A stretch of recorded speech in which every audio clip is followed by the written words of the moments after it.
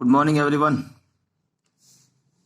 सो आज का article discuss करने से पहले कल जैसे संडे को टेलीग्राम ग्रुप पे क्विज हुई थी, तो अभी तक वो है तो आप जाओ के अगर जिसने अटेम्प्ट नहीं किया वो जाके कर सकता है।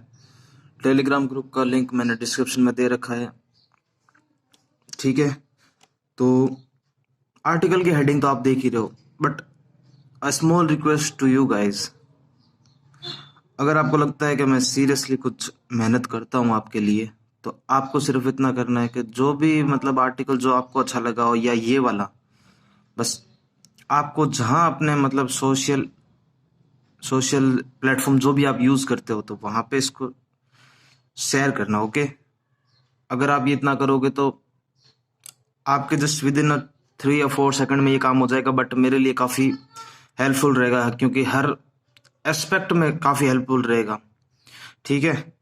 तो आई होप आप शेयर करोगे अपने किसी भी एक सोशल साइट पे, like Facebook, Insta, WhatsApp, what ever you have.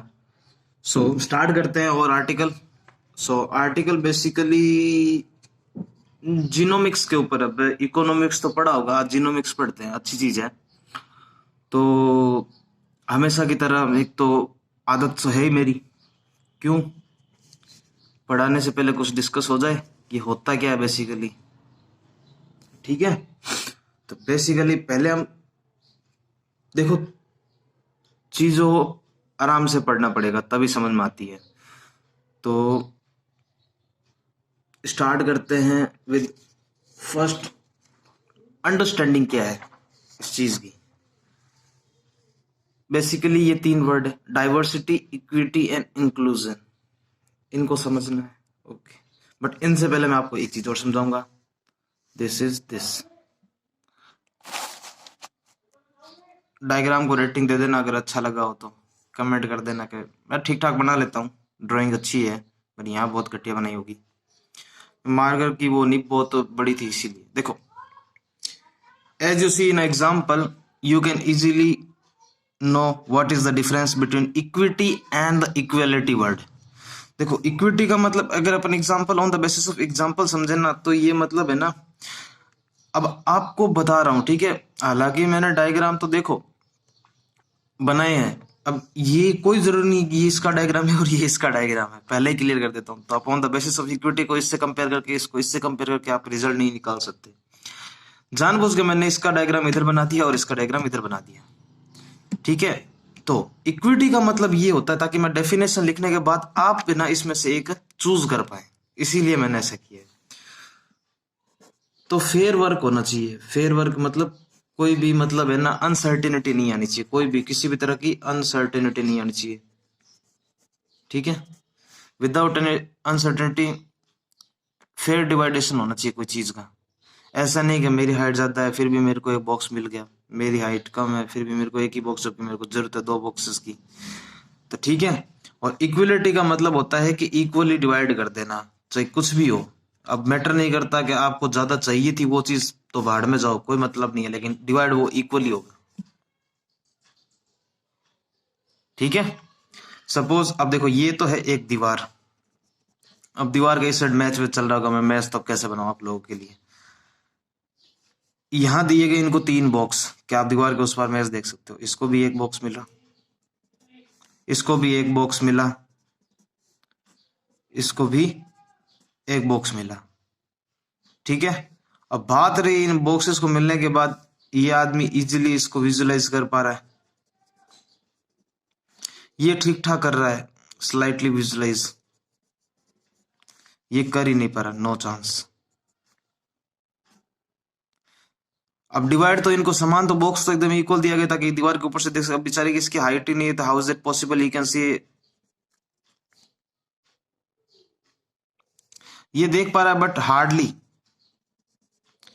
But ज्यादा बेनिफिशियल कौन पर्सन है, ये वाला। तो that means this is called the equality, मेरे हिसाब से। अब आप नहीं भूलोगे, आई होप आप नहीं भूलोगे, मैं ऐसी आशा करता हूं, ठीक है। अब अगर हम बात करें इस सिचुएशन के अंदर, यहां पे भी बॉक्स कितने दिए गए, 1, 2 एंड 3 बॉक्स, ठीक है। Just a minute, I will put it now, okay. But यहाँ पे भी ये दीवार है, दीवार के उस साइड मैच चल रहा है।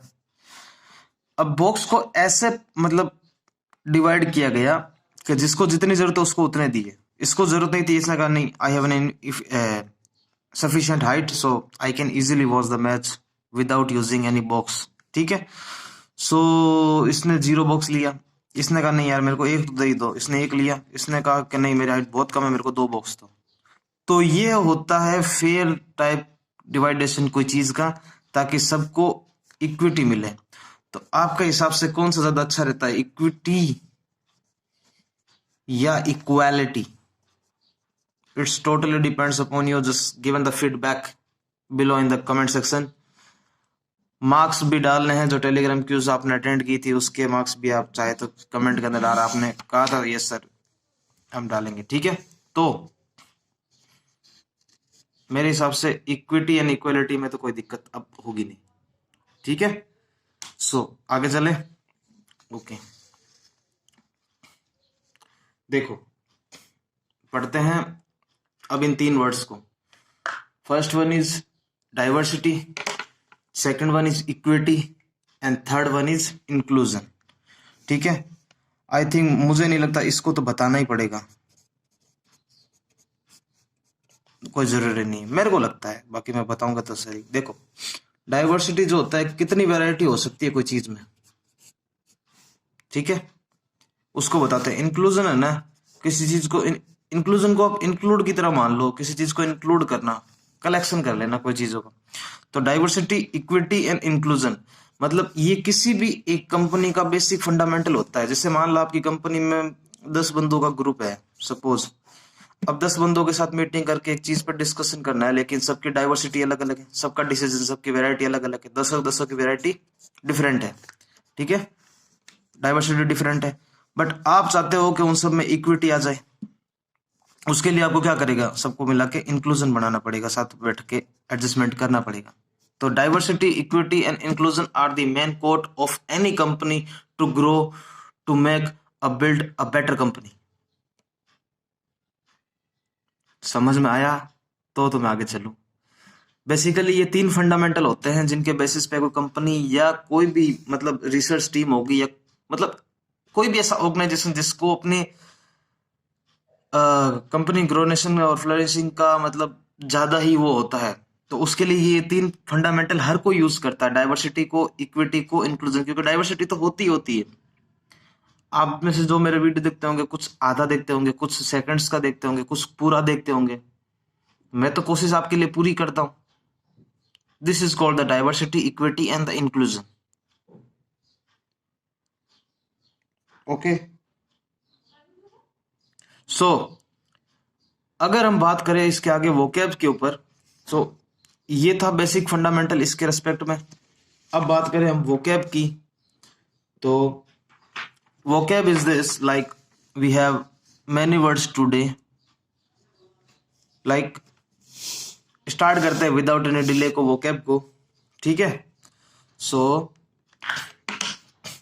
First word is iron clad. Iron clad का मतलब होता है किसी चीज को सिक्योर करना ताकि वो किसी हर आदमी से टूटे ना, that means the unbreakable situation is called iron clad. ठीक है, एक आयरनिकली वर्ड होता है, ठीक है, जो एक आपने आपकी वो क्या बोलते हैं उसको, हिंदी में दिमाग में नहीं आ रहा उसको भी। इक्विटी, आई डोंट थिंक सो कि अब मुझे इसको बार बार बताने की जरूरत है। Diversity, I don't think so. Diversity and inclusion we have completed ना। Next word is discrimination. Discrimination का मतलब आप कितना मतलब है ना, किसी चीज में डिफरेंस क्रिएट कर सकते हो। So the prejudicial treatment of the difference category of the people. Discriminate, difference is the same, pronounce भी सेम हो रहा। देखो प्रोग्रेसिव का मतलब होता है, देखो किसी चीज को है ना एक ग्रुप ऑफ पीपल के अंदर फैलाना, तो स्प्रेडिंग वाइडली, बहुत ही लार्ज नंबर में, थ्रू आउट एन एरिया और ए ग्रुप ऑफ पीपल, उनके अंदर इसको फैलाना। नेक्स्ट वर्ड है डिस्पैरिटी, कितना लार्ज डिफरेंस क्रिएट कर सकते हो आप कोई चीज के बीच में। रेंज होती है ना, रेंज जैसे स्मॉल्स टू लेके हाई लेवल के बीच की, तो क्या बोलते हैं उसको कि ये रेंज है। तो वैसे डिस्पैरिटी भी एक ग्रेट डिफरेंस, उसी को बोलते हैं। ठीक है।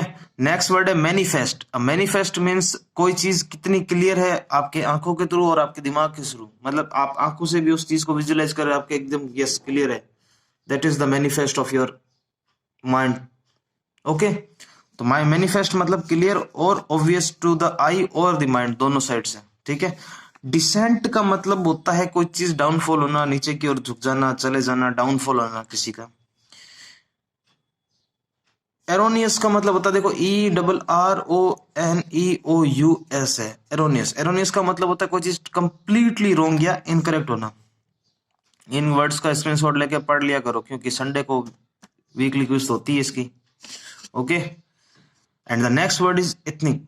एथनिक का मतलब होता है कोई चीज रिलेट करना किसी एक छोटे ग्रुप से, बड़े ग्रुप को छोटे ग्रुप से रिलेट करना, या एक ऐसी कैटेगरी जिसके अंदर सब एक सिंप्लिसिटी और एक ही जैसी सिचुएशन में क्रिएट हैं और उनके बीच में आप उनको रिलेट करने के लिए एक सब ग्रुप डाल दें। जैसे पेन एक बड़ा ग्रुप है, ये ढक्कन इसका छोटा ग्रुप है, इसको इसके साथ रिलेट कर दिया, ये लो साथ में बैठ के आराम से सेटलमेंट हो गया। ठीक है। नेक्स्ट वर्ड है कोर्ट। COHORT। इसका मतलब होता है कि लोगों को अलग अलग वे में कैरेक्टराइज करना कि ये है, इस ग्रुप का ये है, ये ग्रुप यूं है। स्कूल में होता था, कैंप में जाते थे, ये लड़कियों का ग्रुप, ये लड़कों का ग्रुप, ये फलाना का ग्रुप, ये ढिंगा ग्रुप, ऐसे। ठीक है, that means there is called code. Okay, so इसके अंदर वर्ड कितने थे? 2, 2, 4, 2, 6, 2, 8, 2, 10, 2, 12। मैक्सिमम प्रोबेबिलिटी 15 वर्ड्स थे, क्योंकि 2, 3 तो मैंने साथ में इसको इंक्लूड किया है। ठीक है, तो अगर हम बात करें इसके आगे, ठीक है, कहीं फास्ट तो नहीं चला? देखो, अब जो कल की मैंने क्विज ली थी ना, क्योंकि उसमें 2 दिन तो मैंने खुद नहीं क्लास नहीं थी, तो दैट्स माय फॉल्ट, वरना वर्ड्स काफी शानदार थे। कम से कम उसमें 16 वर्ड मैंने आपको दिए थे, और 16 के 16 वर्ड अच्छे हैं जो कि आ रखे हैं पहले पेपर्स के अंदर। सो आपको कुछ नहीं करना, इन वर्ड्स को देखना है, माइंड में रिकॉल करते रहना। संडे को बस एग्जाम दो, और लास्ट एक बार वो कह रहा हूँ कि आप जो भी अच्छा लगे, वैसे मैं तो चाहूंगा कि 5 जनवरी वाला जो मेरा आर्टिकल है उसको आप किसी ना किसी आपके किसी सोशल साइट पे शेयर करें। अगर आपको लगता है कि नहीं, ये बंदा कुछ ज्यादा ही मोटिवेटेड है अपने काम को लेके और आप लोगों के लिए मोटिवेट है, तो आप कर सकते हैं। और करने के बाद कुछ नहीं करना, आप चाहो तो मेरे को टेलीग्राम पे आप सेंड कर देना एज अ मैसेज के साथ, देखो हमने शेयर कर दिया है।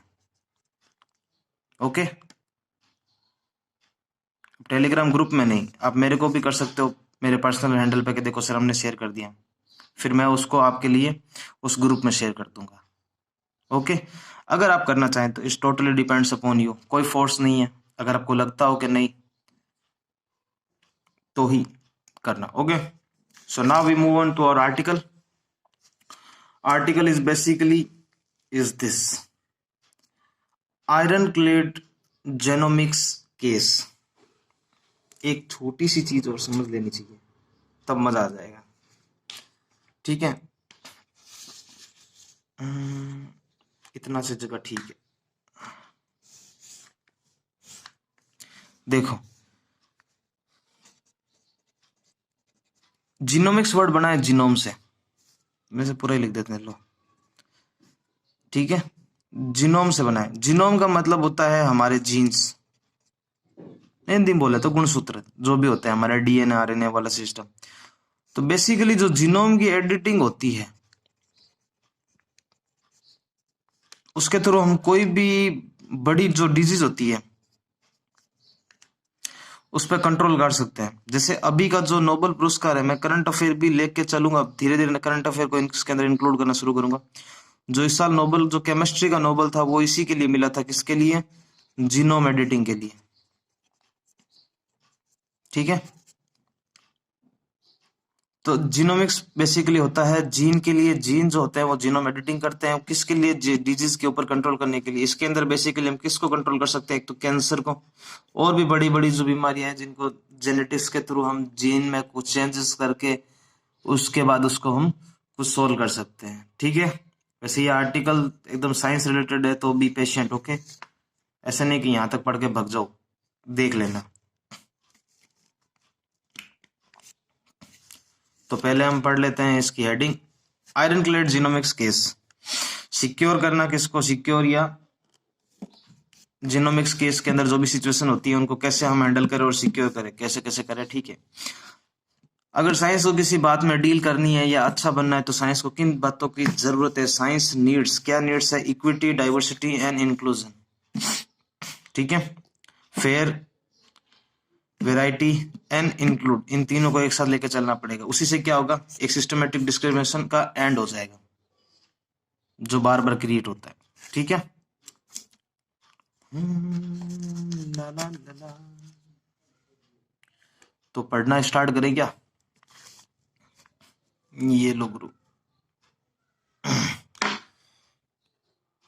तो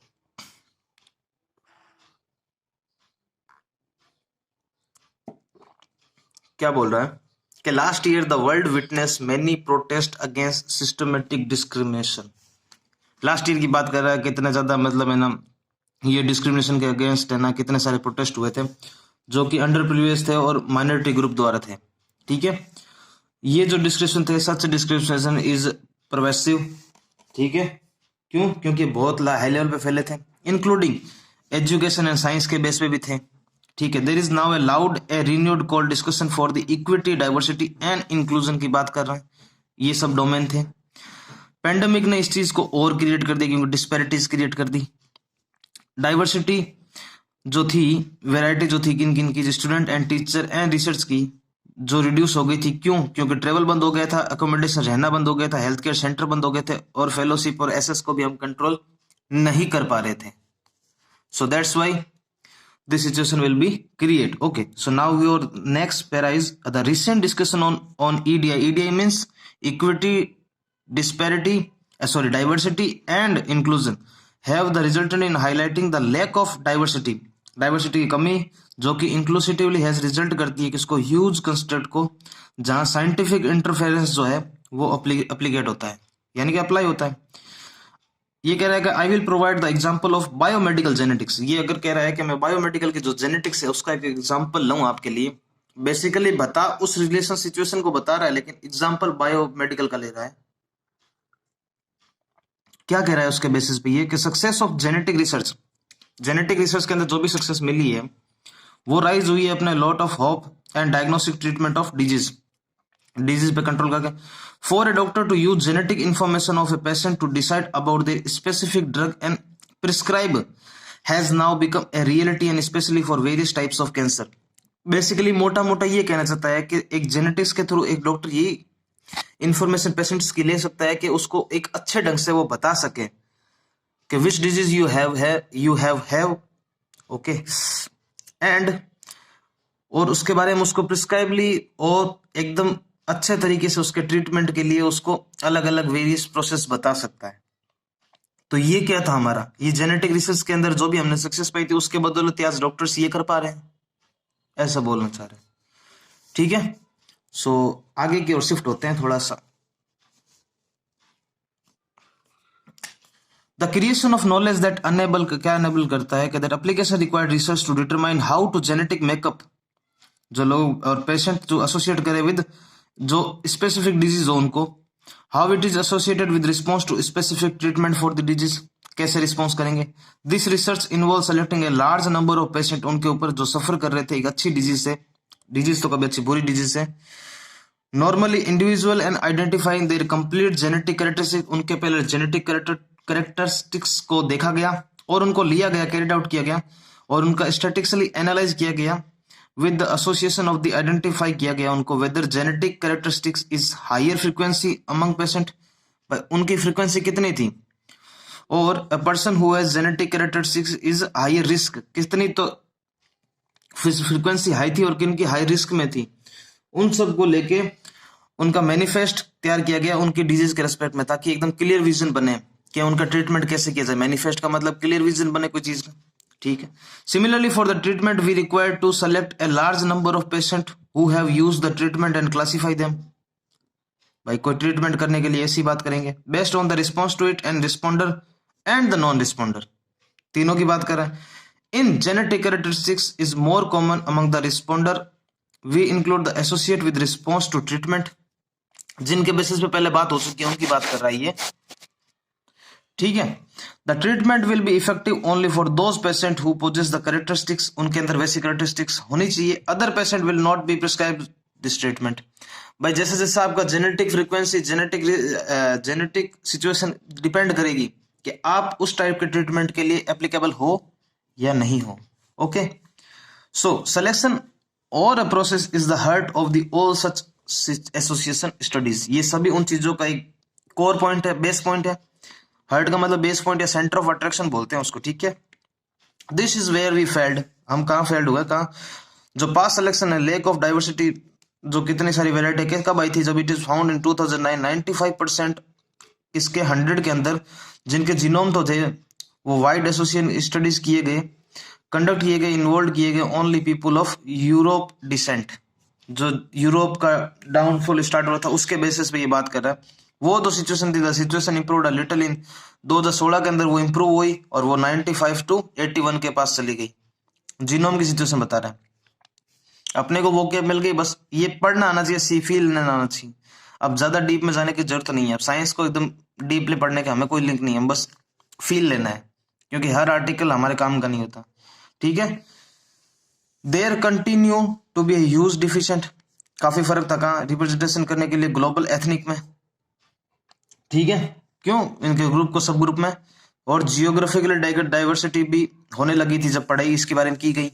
कैसे, yet we want to conclusion on the research of the widely applicable, ठीक है, the lack of diversity in genome researching can result in erroneous understanding of the relationship between gene and disease is unstudied population. Completely wrong बता रहा है इसको, किसको, gene और जो disease है उनके बीच के रिलेशनशिप के स्टैंडिंग डाइवर्सिटी को, जो बीच में गैप क्रिएट होता है जीन और डिजीज का, उसको कंप्लीटली रॉन्ग बता रहा है, ठीक है। अब एग्जांपल एक और लेके आया, फॉर एग्जांपल द CYP2D6, ये कोई जीन का नाम है, जीन का नाम है, is involve in the metabolism, जो हमारे पाचन क्रिया में काम है, for many commonly prescribe drugs, ये नॉर्मल ड्रग्स है, ठीक है, and including tamoxifen which is use for the treat of the breast cancer, ये ब्रेस्ट कैंसर के लिए भी काम आता है ट्रीटमेंट के लिए। More than 100 different variants of this gene, इसके अलग अलग 100 अलग अलग तरह के gene, many of which affect our individual ability to safely digest or use this drug, or occur of different frequency across the population. Unless research is used including the diversity of peoples, the research likely to be limited value and probably wasteful or harmful. अगर इसको सही use किया गया, safely use किया गया तो काफी अच्छा, नहीं तो ये जो रिसर्च की गई है लोगों के डाइवर्सिटी के ऊपर वो किसी काम की नहीं रहेगी और ना ही हेल्पफुल रहेगी, ठीक है। The process of translating genetic information into the test of the diagnosis की बात कर रहा है, जिसके अंदर क्या बात कर रहा है, ठीक है, ये दिख रहा है, कोई दिक्कत नहीं है। Prognostic and therapeutic and disease monitoring करेंगे, पर्पज ऑफ, ये सब डिजीज और उनके रिलेटेड नाम है, कोई मतलब नहीं अपने को जानने के लिए। Purpose is based on the scientific evidence, एक अच्छा एविडेंस की बात कर रहे हैं। Personalising health by the tailoring treatment and predict disease, risk की जो क्रिटिकली रिस्क जो है उसको अंडरस्टैंड करना चाहिए, understanding of individual genetic variation, एक एक वेरिएशन को पकड़ना चाहिए हमें, फिर उनका इंक्लूजन निकाल के उनकी डाइवर्सिटी को चेक करके फिर उनको इक्विटी प्रोवाइड करनी चाहिए। ये बेसिक 3 फंडामेंटल के ऊपर ही पूरा आर्टिकल है। ये कह रहा है एक एक जीन को पकड़ो, उनकी डाइवर्सिटी को चेक करो, फिर उनको इंक्लूजन निकालो और उनको इक्विटी प्रोवाइड करो, फिर उनका ट्रीटमेंट करो। The variation related to disease and the behavior and environmental factor check करो। If a scientist and government health want to better serve कर सके क्या communities to genetic studies को, ताकि लोगों को representation of people with diverse genetics को background और उसको include करके एक marginal और hard reach group तक पहुंचा सके। अगर failure to this will lead to greater and non applicable of result of scientific, अगर failure की situation में बात करें तो कह रहा है,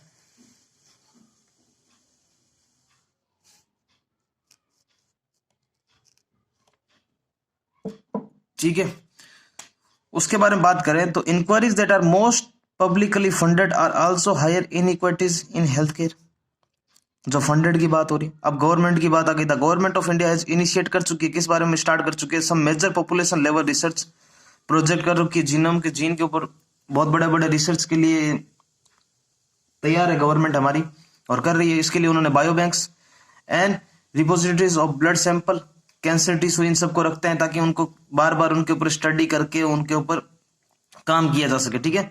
inclusion of diverse and ethnic population of the Paramount importance of the genomic और एंड बायो बैंक। ठीक है। तो बेसिकली जीन एंड जीनोमिक्स का इंडिया में कैसा इम्पैक्ट और उसके ऊपर कितनी रिसर्च और बायो बैंक की बात हो रही है, उसके बेसिस पे बताता है कि इन तीन चीजों को, इक्विटी, डाइवर्सिटी और इंक्लूजन के बेस पे हम इन चीजों को लेके आगे बढ़ सकते हैं। ओके। ये थोड़ा सा मेरे हिसाब से लास्ट में आर्टिकल थोड़ा आपके लिए बोरिंग रहा होगा। बाकी इसके अगर फाइनल वर्ड को अगर हम देखें अच्छे से, तो bio bank repositories of blood sample, cancer tissues etc are being to created understand disease of importance in India। भाई इन चीजों को कलेक्ट करके हम इंपोर्टेंस समझ सकते हैं ना कि कैसे कैसे किसका इलाज करना है। कोई सामान होगा तभी तो आप उसका यूज करके पता कर पाओगे वो कितना इफेक्टिव है कि नहीं है। Inclusion of diverse and ethnic population is a Paramount of importance, काफी ज्यादा इंपोर्टेंस रखता है, अपने अपने हाई लेवल में इंपोर्टेंस रखता है ये चीज, जब हमें किसी चीज को इंक्लूड या इंक्लूजन लाना हो किसी चीज के रेस्पेक्ट में। So article will be finish. रही बात, 2-3 कमेंट आए थे कि सर ये पूरा पेज डिस्कस करो, तो अभी तो कोशिश नहीं हो पाएगी, लेकिन हाँ आने वाले टाइम में मैं हो सकता है इस पूरे पेज को कवर करूं, क्योंकि हो सकता है फिर 1 घंटे का लेक्चर बन जाएगा। तो 1 घंटे का तो 26 मिनट का ही कोई बहुत मुश्किल से आप में से 4-5 जने जो पूरा देखते हैं, बाकी तो मेरे को पता ही नहीं कितना देखते हैं। तो देखते हैं, जैसे टाइम मिलेगा पूरा कंप्लीट कराने की कोशिश करेंगे। बाकी मिलते हैं नेक्स्ट वीडियो में। Thank you guys.